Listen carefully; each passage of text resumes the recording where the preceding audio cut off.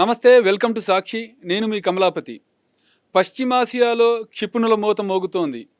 పశ్చిమాసియాపై యుద్ధమేఘాలు already కమ్ముకున్నాయి. దాని ప్రభావం పరోక్షంగా ఇప్పటివరకు భారత్పై కనిపిస్తోంది. ప్రత్యక్షంగా చూసుకుంటే కనుక శ్రీలంక కింది భాగంలో హిందూ మహాసముద్రంలో ఉన్న ఇరాన్ ఓడను అమెరికా పేల్చేసింది. దాన్ని మించితే ఇప్పటివరకు నాకు ప్రత్యక్షంగా ఎలాంటి ప్రాబ్లం లేకున్నప్పటికీ గడిచిన 4 రోజులుగా జరుగుతున్న పరిణామాలను చూస్తుంటే ఏదో జరుగుతుంది అని సామాన్యుల్లో ఒక క్వశ్చన్ అయితే వస్తుంది. ఇంకా చెప్పాలంటే ప్రధానమంత్రి క్యాబినెట్ కమిటీ సెక్యూరిటీ పైన క్యాబినెట్ కమిటీతో భేటీ కావడము, Ajit Doval national security adviser Ajit Doval కూడా త్రివిధ దళాధిపతులతో మాట్లాడడము, రక్షణ శాఖ మంత్రి కూడా ఇతర మంత్రులతో అత్యవసరంగా మీట్ అవ్వడము, అంతకుముందే ప్రధాని మోదీ అన్ని రాష్ట్రాల ముఖ్యమంత్రులతో ప్రత్యేకించి పశ్చిమాసియా యుద్ధంపైనే మాట్లాడడము, త్రివిధ దళాధిపతులు పుణ్యక్షేత్రాలను సందర్శిస్తుండడము, Indian army, Indian navy, Indian air force కోసం వాళ్ళ క్షేమం కోసం మొక్కుతున్నామని చెప్పడము, ఈ పరిణామాలన్నీ వేగంగా చోటు చేసుకుంటున్నాయి. ఈ నేపథ్యంలో భారత్ ఏం చేయబోతుంది అని అటు పాకిస్తాన్ కూడా నిశితంగా పరిశీలిస్తుంది. మన పొరుగు దేశాలు కూడా దీనిపై ఒక కన్నేసి ఉంచాయి. అయితే అసలు ఏం జరుగుతోంది, ఏం జరగబోతుంది, ఈ పరిణామాలు ఏంటి, అసలు ఏమన్నా సన్నాహాలు జరుగుతున్నాయా, ఆపరేషన్ సింధూర్ 2కి భారత్ సిద్ధమవుతుందా, ఈ విషయాలని తెలుసుకోవడానికి మన ముందు విశ్రాంత మేజర్ శ్రీనివాస్ ఉన్నారు. ఆయన అడిగి మరిన్ని వివరాలు తెలుసుకుందాం. నమస్తే సార్. నమస్తే అండి. అసలు ఏం జరుగుతోంది? ఈ నోటం అనేది కూడా సరిహద్దుల్లో అనౌన్స్ చేయడం జరిగింది. అదేవిధంగా సైరన్ల మూత కూడా మోగుతుందనే వినపడుతుంది. అసలు ఏంటి ఈ పరిణామాలన్నీ? నోటెం అనేటువంటిది సాధారణంగా ఇది నార్మల్ టైంలో, పీస్ టైంలో ఇచ్చేటువంటి నోటీస్ కాదు. నోటెం అంటే నోటీస్ టు ఎయిర్మెన్ అండి. అంటే ఎటువంటి ఫ్లైట్స్ కూడా జోన్లో ఎగరకూడదు. ఎగిరితే కనుక పొరపాటున ఆ శత్రువుల యొక్క మిజైల్స్ దాటికి పడిపోయేటువంటి అవకాశం ఉంటుంది. కాబట్టి నోటెం అనేటువంటిది జారీ చేస్తారు. నోటెం అనేటువంటిది మీరు అబ్జర్వ్ చేస్తారు లేదో, మనకి ఆపరేషన్ సింధూర్ టైంలో కూడా నోటెం అనేటువంటిది జారీ చేయడం జరిగింది. అది జారీ చేసిన వెంటనే మనకి ఆపరేషన్ సింధూర్ స్టార్ట్ అయిపోతుంది, నైట్కి అటాక్ అవుతుంది అనేటువంటిది మనం ముందుగా ఊహించగలిగాం. అయితే ఇక్కడ కూడా మనం నోటెం జారీ చేయడం అనేటువంటిది it's not a normal thing. Either it could be the problem. మీరు అన్నట్టుగా ఆపరేషన్ సింధూర్ టైంలో ఎంటైర్ బార్డర్ పాకిస్తాన్ నోటెం ఉండేది. ఇప్పుడు పర్టిక్యులర్ కొంత భాగానికి మాత్రమే నోటెం ఇచ్చినట్టుగా తెలుస్తుంది. దీన్ని ఎలా అర్థం చేసుకోవచ్చు? There might be some information regarding internal security also. అక్కడ టెర్రరిస్ట్ గ్రూప్స్ నుంచి కానీ, లేకపోతే వేరే గ్రూప్స్ నుంచి కానీ మనకి ఏదన్నా సరే వీళ్ళు అటాక్స్ కానీ, లేదా మిజైల్ అటాక్ కానీ ఇటువంటిది ఏదన్నా ప్లాన్ చేశారు అనేటువంటి అవకాశం ఉన్నప్పుడు కూడా ఒక పర్టికులర్ ప్లేస్లో మనం చేసేటువంటి అవకాశం ఉంది. ఇప్పుడు కరెక్ట్గా చెప్పాలంటే ఇది హైలీ సెక్యూర్డ్ ఇన్ఫర్మేషన్ కాబట్టి ఎవరికి దీని గురించి పూర్తిగా తెలియదు. కానీ నోటెం అనేటువంటిది సాధారణమైనటువంటి విషయం కాదు. అక్కడ వరకు మాత్రమే మనం సాధారణ ప్రజానికంగా అర్థం చేసుకోవాల్సిన విషయం. It is something big, it is unusual thing. ఇప్పుడు మాక్ డ్రిల్లో భాగంగా ఏమైనా సైరన్ల మోత అని అర్థం చేసుకోవచ్చా? మాక్ డ్రిల్ అనేటువంటిది కూడా ఎప్పుడు చేస్తామండి? సాధారణంగా మనం ఏదన్నా ప్రిపరేషన్ చేయాలి అనుకున్నప్పుడు మాక్ డ్రిల్స్ చేస్తాము. అలాగే సాధారణంగా ఇప్పుడు జరుగుతున్నటువంటి ప్రైమ్ మినిస్టర్స్ త్రివిధ దళాలకు సంబంధించినటువంటి మీటింగ్ కానీ, అజిత్ దోవల్ గారి మీటింగ్ కానీ, లేదా ప్రధానమంత్రి గారు ముఖ్యమంత్రులతో మాట్లాడడం కానీ, ఇవన్నీ కనుక చూస్తే it is emergency kind of situation. Emergency అంటే కేవలం అటాక్స్ మాత్రమే కాదు. ఇప్పుడు there is a big thing which is going on అండి. అక్కడ ట్రంప్ ప్రారంభించినటువంటి మధ్యప్రాచ్యంలో ప్రారంభించినటువంటి యుద్ధం ఏదైతే ఉందో అది ఏ మలుపు తిరుగుతుంది అనేటువంటిది అసలు ఏం అర్థం కావడం లేదు. కారణం ఏంటంటే each country is inter connected with some other country ఏదో విధంగా. భారతదేశం యొక్క పరిస్థితి ఇంకా మరీ సున్నితంగా ఉంది. కారణం ఏంటి అంటే అటు సౌదీ, యుఏఈలు మనకి చాలా దగ్గర దేశాలు జియోపాలిటికల్గా చూస్తే, ఇటు ఇరాన్ కూడా చాలా దగ్గర దేశము, అమెరికాతో కూడా మనం మిత్రత్వాన్నే కొనసాగించవలసినటువంటి పరిస్థితులు. మనకంటే ఎక్కువ పాకిస్తాన్ తో దోస్తీ ఎక్కువ ఉంది. వాళ్ళకి దోస్తీ ఎక్కువ ఉన్నప్పటికీ మనం దాన్ని శత్రువు చేసుకోలేము. ఇప్పుడు వాళ్ళకి పాకిస్తాన్తో మిత్రత్వం మనకంటే ఎక్కువ ఉంది అని చెప్పినంత మాత్రాన మనం శత్రువుని చేసుకున్నా సరే అది మనకు లాస్ అవుతుందండి. ఇలాంటి కండిషన్స్లో ఏది ఎటువంటి సిచ్యువేషన్కి వస్తుంది అనేటువంటి చెప్పలేము. రెండోది ఇంకోటి ఏంటంటే వ్యాపార చక్రాలు అనేటువంటి ఆగిపోయేటువంటి పరిస్థితులు, ఈ యొక్క diesel emergency, energy security, energy emergency అనేటువంటిది ఆల్రెడీ డిక్లేర్ అఫీషియల్గా కాకపోయినప్పటికీ ఆ సిచ్యువేషన్స్ ప్రివేల్ అయ్యాయి. బంగ్లాదేశ్, సింగపూర్ ఇలాంటి దేశాల్లో ఆల్రెడీ వాళ్ళు ఎమర్జెన్సీ ప్రకటించేశారు. రేషన్ పద్ధతిలో ఫ్యూయల్ ఆ, డిస్ట్రిబ్యూషన్. పాకిస్తాన్లో అయితే మిల్లీ లీటర్లో వాళ్ళు అమ్ముతున్నారండి, ఇంకా చెప్పాలి అంటే. అలాంటి ఘోరమైనటువంటి పరిస్థితులు ఉన్నప్పుడు మన దేశానికి కూడా వస్తుంది. ఏదైనా సరే యుద్ధం వచ్చిన తర్వాత లేదా ఏదైనా ఎమర్జెన్సీ వచ్చిన తర్వాత సన్నద్ధత చూపించే కన్నా ముందస్తుగా ప్రోయాక్టివ్గా చూపించడం అనేటువంటిది మన దేశం యొక్క లక్షణం. అలాగే ఇక్కడ ఒక టీం వర్క్ కనిపిస్తుంది, మీరు చూడండి. అంటే ప్రధానమంత్రిగా ఒక మోనార్క్గా ఒక నేనే కేంద్రానికి అధిపతిని కాబట్టి నేను ఏ దేశానన్నా తీసుకోవచ్చు అనేటువంటి పద్ధతిలో వెళ్ళట్లేదు. మొత్తం అన్ని రాష్ట్రాలకు సంబంధించినటువంటి ముఖ్యమంత్రిని పిలవడం, వాళ్ళతో కొన్ని విషయాలు డిస్కస్ చేయడం. కారణం ఏంటంటే మనం స్టార్టింగ్లో మనం చూసామండి, మీరు ఇరాన్ సుప్రీం లీడర్ చనిపోయినప్పుడు, ఆయితుల్లా అలీ ఖమేనీ చనిపోయినప్పుడు సంతాపం ప్రకటించలేదని ఒక అపోజిషన్ పార్టీ, ఇలాగ రకరకాలుగా మాట్లాడారు. ఇలాంటి ఎమర్జెన్సీ సమయంలో అపోజిషన్ పార్టీలు కానీ లేకపోతే రాష్ట్రాల్లో ఉన్నటువంటి ముఖ్యమంత్రులు కానీ ఒక్కొక్కరు ఒక్కొక్క మాట మాట్లాడితే అది గందరగోళానికి దారితీస్తుంది. కాబట్టి దేశం అంతా ఒక emergency kind of a thing. ఇప్పుడు ప్రజలకి చాలా విషయాలు చెప్పరు, సామాన్య ప్రజానికానికి చెప్పరు. కారణం ఏంటంటే మనం అక్కడ ఏదైనా మీటింగ్ జరిగిందా లేకపోతే ఇక్కడ ఏదైనా అయిందా, ఈ న్యూస్లు చూసి ప్యానిక్ అయిపోతూ ఉంటారు. ప్యానిక్ బయింగ్లు ఉన్నాయి మన దగ్గర, ప్యానిక్ సేవింగ్లు ఉన్నాయి. ప్యానిక్ అయిపోయి డీజిల్ అంతా పెట్రోల్ అంతా కూడా సేవ్ చేసుకోవడం, లేకపోతే బ్లాక్ మార్కెట్ అనేటువంటిది ఎక్కువగా ప్రోత్సహించడం సాధారణ ప్రజానికం అనేటువంటి వాళ్ళు. ఇవన్నీ కూడా చూస్తూ ఉంటే అండి కొన్ని రకాలైన సిచ్యువేషన్స్ క్రియేట్ అయిపోతాయి. మరి వీటినన్నింటినీ హ్యాండిల్ చేయవలసినటువంటి అవసరం ఉంది. అలాగే ఎక్స్టర్నల్ సిచ్యువేషన్ నడుస్తూ ఉన్నప్పుడు ఇంటర్నల్ సిచ్యువేషన్స్ను కూడా కంట్రోల్ చేయవలసినటువంటి అవసరం ఉంది. This is the best time for the left wing ఎక్స్ట్రీమిజంకి కానీ లేకపోతే ఇంటర్నల్గా ఉన్నటువంటి టెర్రరిస్ట్ గ్రూపులకు కానీ. 2019-20లోనే మన చీఫ్ ఆఫ్ ఆర్మీ స్టాఫ్ అప్పట్లో ఒక స్టేట్మెంట్ ఇవ్వడం జరిగింది, వీఆర్ రెడీ ఫర్ డాయి వార్ అనేసి. అంటే 2.5 యుద్ధాలకు మేము సిద్ధంగా ఉన్నాము. అందులో హాఫ్ ఆఫ్ ద వార్ అనేది ఇంటర్నల్ సెక్యూరిటీ కవర్ అవుతుంది, ఇంకా ఇంప్రూవ్ అయ్యి ఉండొచ్చు. అంటే ఇప్పుడున్న సిచ్యువేషన్ ఎట్లా అర్థం చేసుకోవచ్చు అంటే, ఫర్ ఎగ్జాంపుల్ ఇప్పుడు ఒక మామూలు సామాన్య వ్యక్తికి ఇస్రో చీఫ్ తిరుపతికి వచ్చాడు, తిరుమల దర్శనం చేసుకున్నాడు అంటే దాని అర్థం ఏంటంటే ఒక శాటిలైట్ అట్లా త్రివిధ దళాధిపతులు వేరు టెంపుల్స్కి వెళ్తున్నారు. ఇప్పుడు ఆర్మీ చీఫ్ పూరి జగన్నాథ్కి వచ్చారు, pray for army families and army persons అని చెప్పారు. అదేవిధంగా అమృత్సర్ టెంపుల్కి వెళ్ళడం జరిగింది. త్రివిధ దళాలు ఇలా అట్ ఎ టైం కావడము ఎలాంటి సంకేతంగా అర్థం చేసుకోవచ్చు మనం? మీరు ఒక ఇన్సిడెంట్ మీకు గుర్తుకు తీసుకొస్తానండి. 2002లో భారత పార్లమెంట్ మీద అటాక్ జరిగినప్పుడు, బాంబు దాడి జరిగినప్పుడు మనం ఆ బార్డర్ ఏరియాస్ ఏదైతే ఉన్నాయో బార్డర్ ఏరియాస్ మొత్తం కూడా మనం స్ట్రెంథన్ చేసేసాం. జస్ట్ మాకు I was also part of it, fortunately I was also part of it. ఆ టైంలో మాకు అల్టిమేటం వచ్చింది, వితిన్ 48 hours మీరు బార్డర్స్ని ఆక్యుపై చేసేయండి. సాధారణంగా పీస్ టైంలో ఈ బార్డర్స్ అన్ని కూడా పారామిలిటరీ ఫోర్స్ అయినటువంటి బార్డర్ సెక్యూరిటీ ఫోర్స్ గార్డ్ చేస్తుంది. వెంటనే మమ్మల్ని ఏమన్నారంటే వితిన్ 48 hours మీరు వాళ్ళ దగ్గర నుంచి టేక్ ఓవర్ చేసుకోండి. బార్డర్ సెక్యూరిటీ ఫోర్స్ నుంచి బార్డర్ మేము తీసేసుకున్న తర్వాత 1965లోను అలాగే మనకి 61లోను జరిగినటువంటి ఆ మైనింగ్ పెట్టినటువంటి ఆ టైంలో పెట్టాం. మళ్ళీ ఆ తర్వాత మైన్స్ పెట్టలేదండి. యుద్ధం ముందు మేము మైన్స్ పెడతాం, యుద్ధం ముందు మైన్స్ పెట్టే యుద్ధం జరుగుతుంది. ల్యాండ్ మైన్స్ పెట్టేస్తామండి. అంటే అది డిఫెన్సివ్ మెజర్, అవతల వాళ్ళు ఎవరన్నా శత్రువులు వస్తూ ఉంటే కనుక ఈ డిఫెన్సివ్ మైన్ ఫీల్డ్ని క్రాస్ చేయడం కోసం డిలే క్రియేట్ అవుతుంది. ఆ డిలే క్రియేట్ అయినప్పుడు వాళ్ళని పాట్ షాట్ తీసుకోవడానికి అవకాశం ఉంటుంది, ఫైర్ చేయడానికి అవకాశం ఉంటుంది. ఇది క్లియర్ కట్ ఇండికేషన్ అండి. ఒకసారి మేము మైన్స్ లే చేసాము అంటే క్లియర్ కట్ ఇండికేషన్. ఆ టైంలో మేము మైన్స్ కూడా లే చేసామండి. That was the time forces move. First core అనేటువంటిది అడ్వాన్స్ అయ్యింది, స్ట్రైక్ కోర్ అనేటువంటిది అడ్వాన్స్ అయ్యింది అంటే కనుక అటాక్కి రెడీ అయిపోమని చెప్పేసి అర్థం.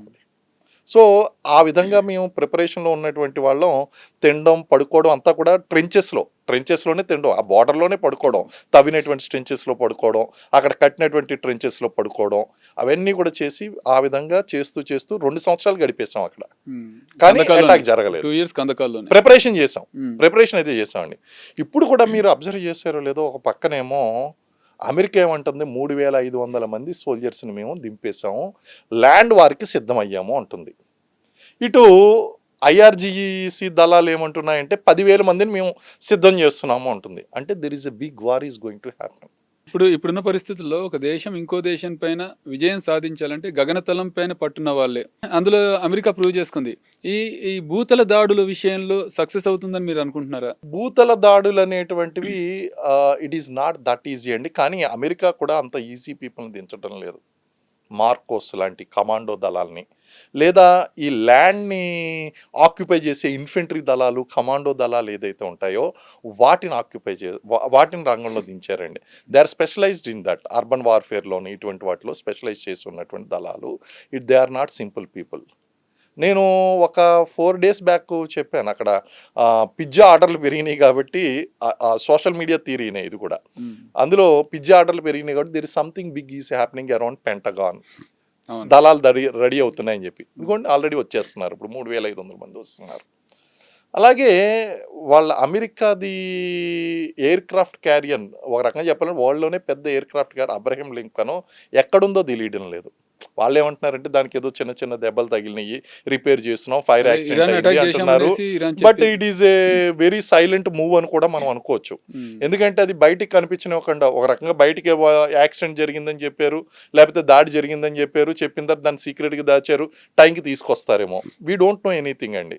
సో ఇలాంటి మూమెంట్స్లో మన ఇంటెలిజెన్స్ దళాలు కానీ డిఫెన్స్ దళాలు కానీ ఇది వరల్డ్ వార్ కింద కన్వర్ట్ అయితే ఒకవేళ సిచ్యువేషన్ని కనుక అనుకూలంగా తీసుకుని పాకిస్తాన్ మన మీద అటాక్ చేయడానికి ట్రై చేస్తే, ఆల్రెడీ పాకిస్తాన్ అనేటువంటిది అక్కడ ఆఫ్ఘనిస్తాన్తో చావు దెబ్బతింటుంది, అలాగే మనకి బెలూచిస్తాన్లో ఉన్నటువంటి దళాలతో చావు దెబ్బతింటుంది. అయినా సరే ఇక్కడ ఛాన్స్ తీసుకోవడానికి అవకాశం లేదండి. ప్రపంచంలో ఇన్ని రకాలైనటువంటి ఎమర్జెన్సీస్ నడుస్తున్నప్పుడు మనం సర్లే మనకేం కాదులే అని సావకాశంగా కూర్చునేటువంటి సమయం కాదు. ఒకవేళ దీన్ని అవకాశంగా తీసుకుని, ఎందుకంటే there was a secret meeting which has happened between Asim Munir and Trump. ఎవరికి ఏ ఆర్మీ చీఫ్కి ఇవ్వనటువంటి ప్రాధాన్యత ఇచ్చి అక్కడ మీటింగ్ జరిగింది. ఆ మీటింగ్లో ఏంటి ఫర్దర్గా కొన్ని మినరల్స్ కూడా వాళ్ళకి ప్రీషియస్ మినరల్స్ కూడా అప్పగించేయడం జరిగింది. అక్కడ ఏమి అండర్స్టాండింగ్ అయిందో మనకు తెలియదండి. ఇటువంటి సమయంలో మనం as a defence forces, army, air force, navy, we are not offensive forces and we are defence forces. మన దేశాన్ని కాపాడుకోవాల్సినటువంటి బాధ్యత మనకుంది కాబట్టి ఆ బార్డర్ని స్ట్రెంథన్ చేసుకోవాల్సినటువంటి అవసరం ఖచ్చితంగా ఉందండి. ఇంకొక థియరీ కూడా ఏంటి అంటే అక్కడ రేడియో న్యూక్లియర్ రియాక్టర్స్ అనేటువంటివి బ్లాస్ట్ అయినాయి. బ్లాస్ట్ అవడం వలన రేడియో యాక్టివ్ పార్టికల్స్ అనేటువంటివి బయటకు వచ్చినాయండి. ఇరాన్లో వచ్చినటువంటి అది బ్లాస్ట్ అయిన తర్వాత, అది వచ్చిన తర్వాత అది అక్కడితో ఆగదు కదండి. అది ఒక దేశానికి సంబంధించి అది గాల్లో ప్రయాణిస్తూ 1000 కిలోమీటర్లు ప్రయాణించుకుంటూ వచ్చింది. అది ప్రయాణించుకుంటూ వచ్చి దాని ద్వారా పడుతున్నటువంటి ఆమ్ల వర్షాల వలన మన భారతదేశంలో కూడా ఆ యొక్క ఆమ్ల వర్షాలు వచ్చినాయి. దానివల్ల రేడియో యాక్టివ్ పార్టికల్స్ అనేటువంటివి మన భూమిలో కలిసిపోతే దానివల్ల పంటలు, నెక్స్ట్ అక్కడ ఉండేటువంటి ఆహారం నుంచి మనుషులకి, చేపలకి అన్నిటికీ కూడా వస్తుంది అనేటువంటి ఒక థియరీ కూడా. అంటే అది ఆ సీజన్ ఇప్పుడు కాదనుకుంటాను కదా సార్. ఎట్లా అంటే వెస్టర్న్ విండ్స్ వచ్చినప్పుడు మాత్రమే అక్కడ నుంచి మనకు వర్షాలు వచ్చేటువంటి అవకాశం ఉంది కాబట్టి. కానీ ఇప్పుడు ఈ కరెంట్స్ ఏదైతే ఉన్నాయో, వాషన్ కరెంట్స్ వలన, లేకపోతే అక్కడ ఉండేటువంటి చేపలు ఇవన్నీ కూడా వాటిని తీసుకోవడం వలన ఇటువైపు వస్తే కనుక అది మన దాకా వచ్చేటువంటి అవకాశాలు ఉన్నాయండి. అది ఆ సప్లై చైన్ అనేటువంటిది మనం చూసుకుంటే ఆహారం ద్వారా కానీ, గాలి ద్వారా కానీ, వర్షం ద్వారా కానీ ఏదో విధంగా అది ఒక దేశంలో ఉన్నటువంటిది వేరే దేశానికి వచ్చేసేటువంటి అవకాశాలు ఉన్నాయి. సో ఇలాంటి కండిషన్స్లో మనం త్రివిధ దళాల అధిపతులతో nuclear, biological and chemical warfare అంటామండి. దానికి సంబంధించినటువంటి ఎమర్జెన్సీ మీటింగ్ కావచ్చు, లేకపోతే ఈ సిచ్యువేషన్ అనుకూలంగా తీసుకుని అది పగతో రగిలిపోతుంది, ఎలాగా పోతున్నాం ఒకసారి అయితే లీస్ట్ ఛాన్సెస్. కాకపోతే ఇక్కడ ఆర్మీలో, డిఫెన్స్లో ఒకటి ఉన్నదండి, లీస్ట్ ఛాన్స్ ఏదైతే ఉందో అదే బెస్ట్ ఛాన్స్ అండి. ఏదైతే లీస్ట్ ఎక్స్పెక్టెడ్ ఉందో అదే బెస్ట్ ఎక్స్పెక్టెడ్ కింద సాధారణంగా అటాక్. అసలు ఇక్కడ నుంచి రావడానికి ఛాన్స్ తక్కువగా ఉంది, ఇది మోస్ట్ డిఫికల్ట్ రూటు అంటే అదే రూట్ ఎంచుకుంటాడు ఎనిమి. సో అక్కడ కూడా మనం ఆపరేషన్ సింధూర్ ఏదైతే ఉందో ఆ సింధూర్ ఫస్ట్లో మనం చేసినటువంటిది ఏదైతే ఉందో దానికి ప్రతిగా పాకిస్తాన్ ఏదన్నా చేయొచ్చు, ఫెదాయిన్ అటాక్స్ ప్లాన్ చేయొచ్చు. అన్నిటికంటే కొన్ని ఇన్ఫర్మేషన్లు ఏంటి అంటే there might be some terrorist attacks అండి. ఎన్ఐఏ కొంతమందిని దాడి చేసిందండి. రీసెంట్గా మనకి ఒక ఇన్ఫర్మేషన్ వచ్చింది, మీకు చూసారు, మీరు కూడా చదివి ఉంటారు. నార్త్ ఈస్ట్లో నార్త్ ఈస్ట్లో అక్కడ మణిపూర్ ఆ ఏరియాలో ఉక్రెయిన్కి సంబంధించినటువంటి సోల్జర్స్ని, అలాగే అమెరికాకి చెందినటువంటి సోల్జర్స్ని, వాళ్ళని రష్యా ఇచ్చినటువంటి సర్వీస్ కేజీబీ సర్వీస్ ఏదైతే ఉందో సీక్రెట్ ఏజెన్సీ, ఆ ఏజెన్సీ ఇచ్చినటువంటి ఇన్ఫర్మేషన్తో ఎన్ఐఏ కొన్ని అరెస్టులు చేసింది. అవును. మణిపూర్ అల్లర్లకు సంబంధించి లింక్ కూడా ఉందండి. ఇది మామూలు విషయం కాదండి, ఇది ఇంటర్నల్ సెక్యూరిటీకి సంబంధించినటువంటి విషయం. So there might be some information అండి, దెర్ ఈజ్ సమ్ ఇన్ఫర్మేషన్.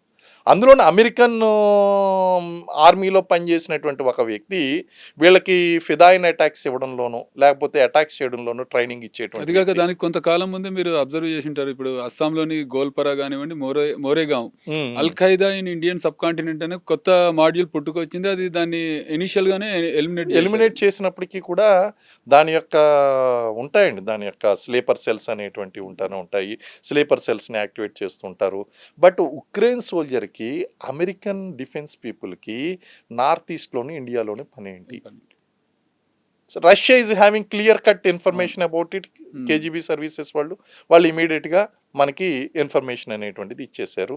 మనం అరెస్ట్ చేయగలిగాం. దేశం దాటి వాళ్ళు చెప్పారు, మీరు ఒక 1 or 2 hours లేట్ చేశారంటే వాళ్ళు దేశం దాటి వెళ్ళిపోతారు. దేశం దాటి వెళ్ళిపోయారంటే వాళ్ళ దగ్గర నుంచి మీరు ఏ ఇన్ఫర్మేషన్ తీసుకోలేరు. ఇప్పుడు వాళ్ళని తీసుకొచ్చిన తర్వాత కూర్చోబెట్టి బిర్యానీ అయితే బెటర్ కదండి. వాళ్ళు ఖచ్చితంగా వాళ్ళ దగ్గర ఇన్ఫర్మేషన్ తీసుకుంటారు. నువ్వు ఎందుకు వచ్చావు, ఎప్పుడు వచ్చావు, ఎలా వచ్చావు, ఏం చేయాలనుకుంటున్నావు, ఇన్ఫర్మేషన్ మొత్తం తీసుకుంటారు. That information is not disseminated in the public. మన పబ్లిక్లో మనకు చెప్పరు.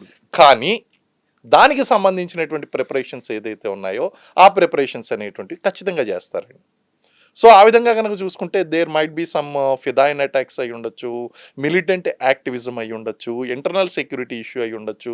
ఇప్పుడు ఏంటి అనేటువంటి మనం గెస్ చేయగలం అంతే అండి. ఎందుకంటే అజిత్ దోవల్ గారు ఇన్వాల్వ్ అయ్యారు అంటే సీరియస్ ఇష్యూ. నెక్స్ట్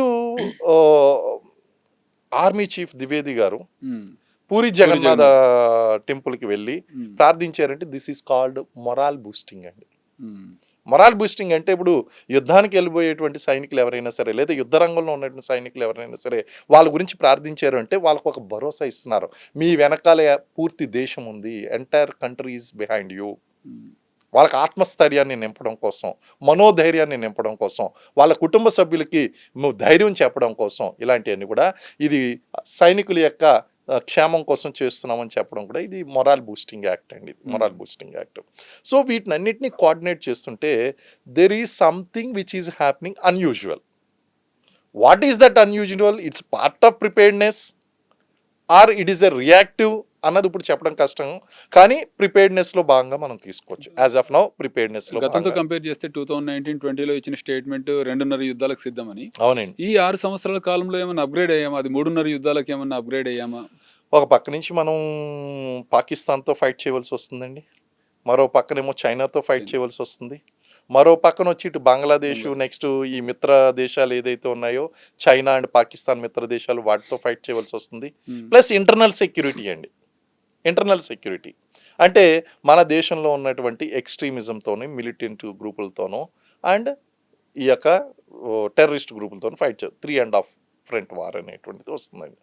అయితే ఈ సందట్లో సడేమియా ఒక పక్కనేమో మన దృష్టి అంతా కూడా ఆయిల్ ఎనర్జీ మీద, అలాగే ప్రజల యొక్క సమస్యల మీద, వీటి మీద దృష్టి పెడుతుంటే ఒకవేళ వీళ్ళైనా ప్లాన్ చేశారేమో మన టెర్రరిస్ట్ గ్రూపులు అనేటువంటి యాక్టివేట్ అయిన. ఇప్పుడు దెర్ ఈజ్ ఎ లింక్ డెఫినెట్గా అక్కడ Ukraine and American defence people ఎవరైతే ఉన్నారో వాళ్ళు పట్టుబడడానికి ఈ మీటింగ్స్కి there is a definite link అయితే ఉంది. ఎన్ఐఏ అయితే కనుక ఖచ్చితంగా ఇన్వాల్వ్ అరెస్ట్లు అయితే చేశారు. They got some information. And also as part of defence duties మనకి ఏంటంటే మన బార్డర్స్ మనం సేఫ్ గార్డ్ చేసుకోవాల్సినటువంటి అవసరం ఉంది. ఇటు చైనా ఎలా రియాక్ట్ అవుతుంది, లేకపోతే అటు ఎందుకంటే there might be chance of world war అండి. వరల్డ్ వార్లో ఏముంటుందంటే అండి, ఎవరికి డైరెక్ట్ ఎనిమీస్ అప్పటికప్పుడు పుట్టరండి. పాత ఎనిమీస్ ఎవరైతే ఉంటారో వెంటనే వీళ్ళిద్దరు ఒకరి మీద ఒకరు బాంబులు వేస్తున్నారు కదా, ఇదే రైట్ టైము ఒక న్యూక్లియర్ బాంబు తీసుకొచ్చి ఇండియా మీద వేయండి. పాకిస్తాన్ నోడు ఆలోచించవచ్చు. అంటే ఇప్పుడు పాకిస్తాన్ న్యూక్లియర్ నిల్వలు ఎక్కడైతే ఉన్నాయి, కిరాణా హిల్స్ ఆల్రెడీ కొట్టామండి. అది మనకు టార్గెట్ గా ఉంది. అది టార్గెట్ గా ఉంది, దాన్ని ఆల్రెడీ చూపించాము. అది కొడితే కనుక ఏం జరుగుతుంది అనేది ఆపరేషన్ సింధూర్ తర్వాత మన అఫెన్స్ కానివ్వండి, డిఫెన్స్ కానివ్వండి, అక్యురసీ 100% అని చెప్పలేం కానీ 99.999% అని చెప్పొచ్చు. 100% అని కూడా మనం చెప్పచ్చు. ఎర్రర్ ప్రాబిలిటీ కూడా చాలా తక్కువ ఉందన్నమాట. చాలా అమెరికా కానీ రష్యా కానీ అంత ఎర్రర్ ప్రాబిలిటీ లేదు. మనం అంత అవును. సక్సెస్ఫుల్ గా మన ఓన్ నావిక్తోని, అవునండి, అంటే అవును. ఇలాంటి యుద్ధాలు వచ్చాయంటే జీపీఎస్ ఆపేస్తామంటారు. మన ఓన్ జీపీఎస్ ఉంది కాబట్టి అంత 100% అక్యురసీతో ఎవరినైతే టార్గెట్ చేసుకున్నామో అక్కడ వేసాం. ఇంత చూశాక కూడా ఇంకా పాకిస్తాన్ మన మీద యుద్ధానికి కాలు దూవుతుంది అని మీరు అనుకుంటున్నారా? వాళ్ళకి కోల్పోవడానికి తక్కువ ఉందండి, మనకు కోల్పోవడానికి ఎక్కువ ఉందండి. వాళ్ళకి తెలుసు ఆల్రెడీ కోల్పోవడానికి చాలా తక్కువ ఉంది. ఆల్రెడీ కోల్పోయి ఉన్నారు వాళ్ళు, తక్కువ ఉంది. కాకపోతే ఐడియాలజీ ఉంది చూసారండి, ఐడియాలజీని అంత ఈజీగా కిల్ చేయలేము. అంటే మన ఈ యాంటీ ఇండియా ఐడియాలజీ పాకిస్తాన్కి ఏదైతే ఉందో ఉమ్, అది అంత ఈజీగా కిల్ అయ్యేటువంటిది కాదు. ఎప్పుడైతే మనం మహమ్మద్ అలీ జిన్నా నుంచి మన నెహ్రూ గారు, గాంధీ గారు ఈ డివైడ్ అనేటువంటిది ఏదైతే వచ్చిందో 1947 నుంచి కూడా యాంటీ ఇండియా అనేటువంటిది పాకిస్తానీ మైండ్లోంచి అంత ఈజీగా తీయలేము. అంటే ఈవెన్ మన డిఫెన్స్ సిస్టమ్ అనేది వాళ్ళు చూశారు. చూశారండి, S-400 చూశారు. అదే రష్యా వాడే S-400 మనము అప్గ్రేడ్ చేసుకున్నాము. అవును, even Russia Ukraine Türkiye drones తీసుకొని రష్యా మీద అటాక్ చేస్తే అక్కడ పడుతున్నాయి. అవును, మనం మాత్రం సమర్థంగా ఎదుర్కొన్నాం. అవును. ఇంత సమర్థతను గుర్తించాక కూడా అది చెప్తా అండి. యాటిట్యూడ్ ఎలా ఉంటుందంటే అండి, తెలివైనోడు ఏం చేస్తాడంటే అబ్బో వీళ్ళ జోలికి మనం వెళ్ళొద్దు, వీళ్ళతో మనం స్నేహం పెట్టుకోవడం మంచిది అనేటువంటి తెలివైనతనం. కానీ ఐడియాలజీతో ఉన్నదండి అక్కడ ఉన్న ఒకదాంతో మూర్ఖత్వం కాదు. అంటారు. యాంటీ ఇండియా ఐడియాలజీ అనేటువంటిది పాకిస్తాన్కి ఎలా ఉందంటే ఒక మతపరంగా ఉంది. రెండోది మేము ఎంతో నష్టపోయాము, భారతదేశం బాగుపడిపోయింది, మాకు అన్యాయం చేశారు అనేటువంటి ఐడియాలజీ ఉంది. పిఓకే అనేటువంటి సమస్య ఇంకా తీరలేదు. కాశ్మీరులో హ్యాపీనెస్గా ఉండడం, ఆర్టికల్ 317 రద్దు చేయడం, ఇవన్నీ కూడా ఏమాత్రం కూడా రుచించలేదు వాళ్ళకి. సో వాళ్ళు ఏమనుకుంటారంటే ఎంతసేపు చూసినా సరే నేను వీళ్ళతో వెళ్తే నాకు దెబ్బ తగులుతుందేమో అని ఆలోచించరండి. నేను వీళ్ళకన్నా ఇంకా బలమైనటువంటి ఆయుధాలు నేను సమకూర్చుకుని వీళ్ళ మీద అటాక్ చేయాలని ఆలోచిస్తుంది తప్ప వెనకడుగు వేసేటువంటి ప్రసక్తి వాళ్ళకి లేదు. ఐడియాలజీలో ఉన్నటువంటి ప్రాబ్లం. మనం వాడింది మామూలుగా ఆకాశ్ లాంటి క్షిపణులే వాడాము. బ్రహ్మోస్ ఇంకా పూర్తి స్థాయిలో వాడలేదు. ఇప్పుడు అదే విధంగా అగ్ని తీసుకుంటే దానికి ఎంఐఆర్వి టెక్నాలజీ ఉంది మనకి. వన్స్ ఎంఐఆర్వి మనం అసలు వార్ హెడ్స్ ఎక్కడ వాడేవండి సరైనటువంటి రకంగా చెప్పాలంటే ఇరాన్ ఇజ్రాయెల్ అమెరికా వారితో పోలిస్తే మనం అసలు జనావాసాల మీద దాడులే చేయలేదు, ఇన్ఫ్రాస్ట్రక్చర్ మీద దాడులే చేయలేదు. మనం కేవలం ఎయిర్ బేసెస్ని కొట్టాము, అలాగే కిరాణా హిల్స్ ఉన్నటువంటి ఆ పాయింట్ను కొట్టాము, ఇంకా దేన్ని కొట్టలేదండి. ఓ రకంగా చెప్పాలంటే జనావాసాల మీద ఒక్క బాంబు కూడా వేయలేదు. అదే నేను చెప్పాను కదా, అక్యురసీ అనేది మనది, అఫెన్స్ అనేది చాలా 100% అక్యురసీ. అవునండి, ఇంకే కంట్రీకి లేదు అది. అవును. అక్కడ ఉన్నటువంటి ఆ యొక్క పర్టికులర్ హౌస్ మీద కొట్టి అక్కడ ఉన్నటువంటి టెర్రరిస్ట్ క్యాంప్ను మనం అంత క్లియర్గా మనం టార్గెట్ చేయగలిగామంటే యాక్యురసీ ఈజ్ వెరీ గుడ్ అండి. మనం ఇది చూడండి, కార్గిల్ వార్ వచ్చినప్పుడు ఇంతలా మనం ఎయిర్ డిఫెన్స్ని వాడలేదు. కార్గిల్ వార్ తర్వాత మనం చాలా డిఫెన్స్లో అప్గ్రేడ్మెంట్ అనేటువంటిది వచ్చింది. ఎయిర్ డిఫెన్స్ ఆర్టిలరీ అనేటువంటిది బాగా ఇంప్రూవ్ అయింది. అలాగే మనలో ఉన్నటువంటి లోపాలు కూడా బయటపడ్డాయండి. ఎందుకంటే ఆ కార్గిల్ అనేటువంటి చిన్న టార్గెట్ని మనం అచీవ్ చేయడం కోసం ఓ రంగా చెప్పాలంటే కష్టాలు పడ్డాం. అంటే ఇట్స్ ఎ డిఫికల్ట్ టార్గెట్గా మారింది. It was not an easy target. ఎందుకంటే ప్రతికూల వాతావరణంలో మిక్స్ అనేటువంటి కూలిపోవడం, ఇవన్నీ కూడా చాలా ఇబ్బందులు పడ్డాం. ఇవన్నీ లెసన్స్. ఆ తర్వాత ఏం చేసామంటే డిఆర్డిఓ రూపొందించినటువంటి టెక్నాలజీతో కానీ, ఇస్రో తీసుకొచ్చినటువంటి టెక్నాలజీతో కానీ ఇవన్నీ అనుసంధానం చేసుకుంటూ డిఫెన్స్ టెక్నాలజీ అనేటువంటి పెంచుకుంటూ ఇండిజీనియస్ వెపన్స్ తయారు చేసుకుంటూ బ్రహ్మోస్ ప్రాజెక్ట్ అనేటువంటిది పూర్తి స్థాయిలో రూపొందించుకుంటూ మనం కొలాబరేషన్స్ అనేటువంటివి చేసుకుని అన్ని దేశాలతో మొత్తం పెర్ఫెక్ట్గా వచ్చామో, పెర్ఫెక్ట్ దెబ్బ కొట్టామండి. ఇంత చావు దెబ్బ కొట్టిన తర్వాత పాకిస్తాన్ మైండ్ సెట్ ఇప్పుడు ఎలా ఉంటుందంటే అమ్మో ఇండియా జోలికి వెళ్ళొద్దు అని కాదు, ఇంతకంటే మంచి వెపన్స్ తీసుకుని మళ్ళీ నేను ఫైట్ చేస్తాను. అందుకే మనం కొడితే కనుక శత్రువు యొక్క ఐడియాలజీ మీద కొట్టాలి. వాళ్ళ యొక్క బలం మీద కొట్టినా సరే వాడి ఐడియాలజీ మార్చుకున్నంత వరకు కూడా మళ్ళీ తిరిగి నేను బలవంతుడినయ్యి నేను వస్తాను. అందుకే కదా అమెరికాతో స్నేహం ఎక్కువ చేస్తుంది, వాళ్ళకి మినరల్స్ అనేటువంటి అప్పగించింది, ఇంకా ఎక్కువ విమానాలు కానీ లేకపోతే ఆ బాంబులు కానీ తెచ్చుకోవడానికి ప్రయత్నిస్తుంది. తినడానికి తిండి లేదు కానీ వాళ్ళకి మాత్రం బాంబులు కావాలి. ఇప్పుడు ఇంటెలిజెన్స్ విషయానికి వస్తే అమెరికా కానీ, రష్యా కానీ, ఇజ్రాయెల్, మొస్సాద్ కానీ కంపేర్ చేస్తే మన ఇంటెలిజెన్స్ ఎలా ఉంది? ఒక రకంగా చెప్పాలి అంటే అజిత్ దోవల్ గారు వచ్చిన తర్వాత ఇంటర్నల్ ఇంటెలిజెన్సీ కానీ లేకపోతే ఎక్స్టర్నల్ ఇంటెలిజెన్స్ కానీ, రా కానీ, ఇంటెలిజెన్స్ బ్యూరో కానీ మన వర్గాల యొక్క పనితీరు బాగా మెరుగుపడింది అని మనం చెప్పచ్చండి. ఈరోజు క్లెయిమ్ చేసుకోలేనటువంటి విజయాలు చాలా ఉన్నాయి. జనరల్ పబ్లిక్లో మనం క్లెయిమ్ చేసుకోలేము ఆ విజయాల్ని. జరగవలసినవి అన్నీ కూడా జరిగిపోతున్నాయి. ఎక్కడ ఎవరిని ఎలా దెబ్బ కొట్టాలో అలా దెబ్బ కొట్టగలుగుతున్నాం. కానీ క్లెయిమ్ చేసుకోవడానికి లేదు. అంటే చాలా పెర్ఫెక్ట్‌గా ఉందండి. ఇంకోటి ఇప్పుడు రా మన యొక్క విజయాలు గనక మనం చూసుకుంటే గనక చాలా అద్భుతంగా ఉన్నాయి రా యొక్క విజయాలు. మల్టీ ఏజెన్సీస్ కమిటీ మీటింగ్ అనేది ఎప్పుడు జరుగుతూ ఉంటుంది. మల్టీ అవునండి. ఏజెన్సీస్ మీట్ అవును. అవుతాయి. 2007లో హైదరాబాద్ ట్విన్ బ్లాస్ట్ అయినప్పుడు గానీ, మక్కా బ్లాస్ట్ అయిన తర్వాత గానీ, స్మాక్ అనే దాన్ని ఇంట్రొడ్యూస్ చేశారు. హ్మ్. State level multi agencies committee అని. అవునండి. అవును. అంత ఎఫెక్టివ్‌గా ఇది state level multi agencies committee ఫ్రీక్వెంట్‌గా మీట్ అవ్వట్లేదని ఒక అపవాదు ఉంది. అది నిజమేనా? సాధారణంగా ఇది indigenous problem, by birth problem అనొచ్చండి. ఏ సెక్యూరిటీ ఏజెన్సీ గానీ, ఇంటెలిజెన్స్ ఏజెన్సీ గానీ, తనకున్నటువంటి ఇన్ఫర్మేషన్‌ని పక్క ఏజెన్సీతో షేర్ చేసుకోవడానికి వర్క్ కల్చర్‌లోనే ఉంది ఆ ప్రాబ్లమ్. ఇష్టపడదు. కాకపోతే in the interest of the nation, ఈ స్మాక్ లాంటివి ఆర్గనైజ్ అవ్వాలి. Information cross organisation information sharing అనేటువంటిది ఉండాలి. లేకపోతే ఏమవుతుంది అంటే team player and individual player. Team player versus individual player. ఆయన సెంచరీ చేస్తాడు. టీం ఓడిపోతుందండి. ఇండియా ఓడిపోతుంది. ఉపయోగం ఏముంది? హ్మ్. అలాగా మన దగ్గర ఉన్నటువంటి ఇంటెలిజెన్స్ ఏజెన్సీస్ కూడా ఆ యొక్క వర్క్ కల్చర్‌లో ఈ ప్రాబ్లమ్ ఉందండి. అది నెమ్మదిగా ఆ వర్క్ కల్చర్ అనేటువంటిది మారుతుంది.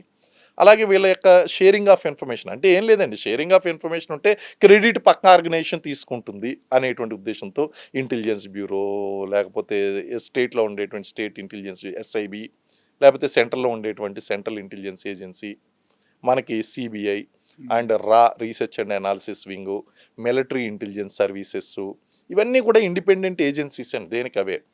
అయితే ఇవన్నీ కూడా ఇన్ఫర్మేషన్ కనుక ఒకరితో ఒకరు షేర్ చేసుకున్నట్లయితే for the interest of the nation, అవి చేయడం కోసమే అజిత్ దోవల్ గారు ఆయన ప్రయత్నం అంతా కూడా చేస్తున్నాడు. ఆయన ఈ ఆర్గనైజేషన్స్ క్రియేట్ చేయడము, అలాగే థియేటర్ లెవెల్ వార్ కమాండ్స్ అనేటువంటి ఏర్పాటు చేయడాలు, ఇవి ఇన్ఫర్మేషన్ అంతా కూడా కోఆర్డినేట్ చేయడము, ఇవన్నీ కూడా అందులో భాగమే.